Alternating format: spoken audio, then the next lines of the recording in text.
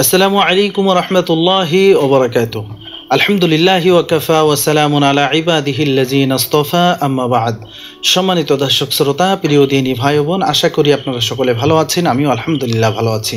আজ একটি প্রশ্ন নিয়ে হাজির হয়েছি। প্রশ্নটি হলো, একজন ব্যক্তি বাসার ভিতরে উযু করতে করতে তার ট্যাঙ্কির পানি হঠাৎ করে শেষ হয়ে গেছে। উযু এখনও সম্পূর্ণ করা হয় নাই, এখনও কিছু অঙ্গ ধৌত করতে বাকি আছে।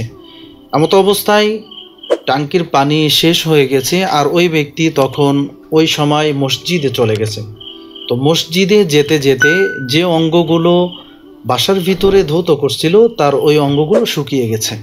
তো মসজিদে যাওয়ার পরে যে অঙ্গগুলো ধৌত করতে বাকি ছিল ওই অঙ্গগুলো সে ধৌত করে নামাজ আদায় করেছে।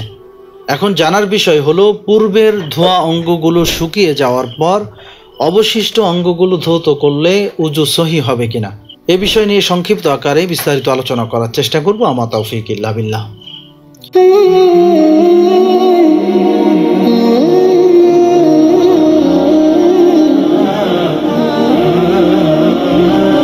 তো প্রথমত, যে বাসার ভিতরে যে অঙ্গগুলো ধৌত করা হয়েছিল এই অঙ্গগুলো শুকিয়ে যাওয়ার পরেও বাকি অঙ্গগুলো ধৌত করার কারণে তার উযু সহি হবে।